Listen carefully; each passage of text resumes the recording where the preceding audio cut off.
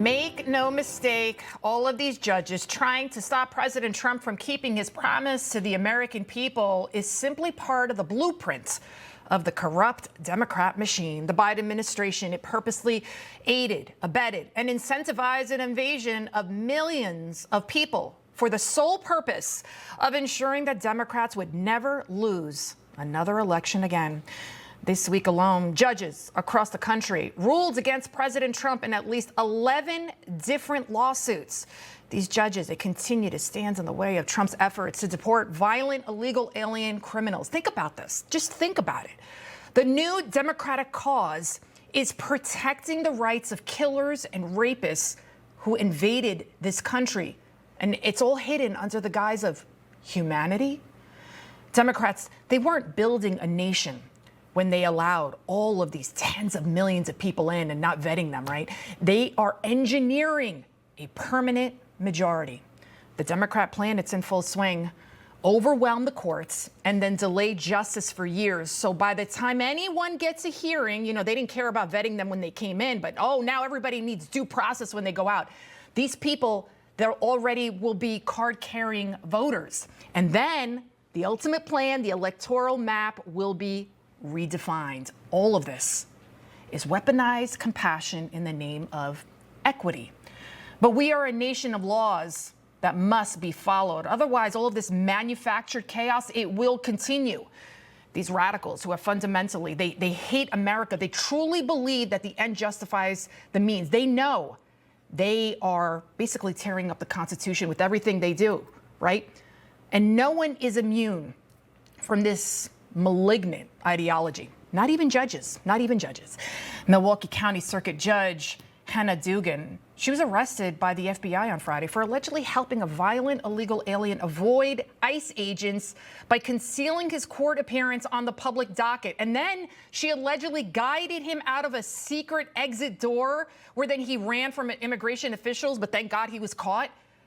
Also a New Mexico judge was also arrested. He's accused of harboring a known Tren de Aragua gang member in his own home. You can't make this stuff up, folks.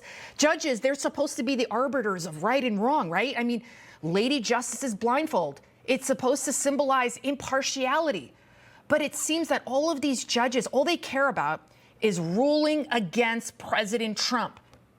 And rather than everyone, Democrats, Republicans, whoever you are, condemn what these judges have done, here's what Democrats and here's what the media is saying about their arrests. Dramatic escalation in the Trump administration's conflict with judges. The FBI director saying on social media that they have taken the extraordinary step to arrest a judge. This is not just an aggressive, but probably an over-aggressive move by the Bureau. Hannah Dugan is not just a judge, she's an American citizen. So now we are starting to arrest American citizens. The Trump administration's FBI, headed by Kash Patel, arrested a Wisconsin judge for simply standing up for the rights of immigrants. This is without any historical precedent and truly terrifying. You know what's terrifying? The fact that they think we're this stupid. Democrats, they weaponized the judicial system against President Trump for years. They tried to put him behind bars for life on ridiculous, trumped-up charges over and over again, and they failed, thank God. A judge even convicted Trump of a felony when there was no victim. Under the Biden regime, Democrats also justified arresting monks, remember this scene? And little old ladies outside of abortion clinics for praying. They tried to imprison them for years, too, and President Trump pardoned them. Yet Democrats now want to defend these arrested judges. Wasn't this the Democrat battle cry? No person is above the law, not even the President of the United States, not even a former President of the United States. Each of us is equal before the law. No one is above the law. No one, my friend, is above the law. And in this nation, not even the president is above the law. No person is above the law in this country. I can't say it anymore. No one is above the law. Apparently, Democrats are the only ones allowed to be above the law, folks. Let's dive into just how serious these charges are against these two judges. In the Judge Joel Cano case, authorities say he and his wife allowed that Tren de Aragua gang member to live in a spare room behind their house. A guy that is so violent, he had pictures of two decapitated bodies on his cell phone. And the judge clearly was aware that this man, Christian Ortega Lopez, was a member of a terror organization, and he had him in his home. There's even video of the judge on Ortega Lopez's social media. Look at this. He's posing in his living room with this weapon. And guess who was filming him? A gang member. And here's more pictures of the judge hanging out with the Tren de Aragua members outside of his home. You can't, I mean, unbelievable. As for Judge Hannah Dugan's case, the illegal alien she's accused of helping avoid deportation, he's also known to be a violent criminal. Eduardo Flores Ruiz is accused of punching his roommate more than 30 times and also attacking a woman. Should we be surprised, though, by Dugan's alleged actions to subvert the law? Here's what she said just a few years ago.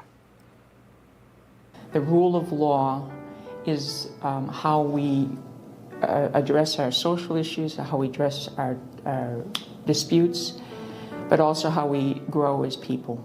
The rule of law is premised on equal justice, but also we have evolved into due process.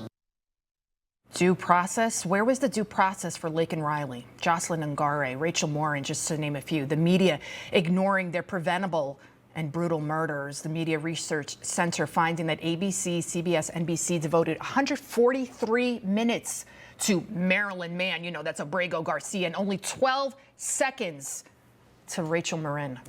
The left-wing media also ignoring the arrest of this guy right here, illegal alien Samuel Cabos Carmona, who's accused of killing and raping a 13-year-old little boy. He illegally entered again sometime in early 2022, where he fled from Texas authorities, and a warrant was issued for his arrest. He was located in Sarasota, Florida in July of 2024, but because of the Biden-Harris catch and release policies, he was released back into our community. Yeah, you say because of 13-year-old little boy is now dead because of their catch and release policies. Our communities, our country, it's had enough of these Democrat policies that continue to cost us in ways we never dreamed in our nightmares could be possible. But thank God on Election Day, the silent majority finally made its voice heard, loud and clear. The rest of the country, as well as the world, is now finally listening to what President Trump has been saying all along. And this is why they were and are still trying to desperately kill President Trump, because President Trump is foiling their master plan.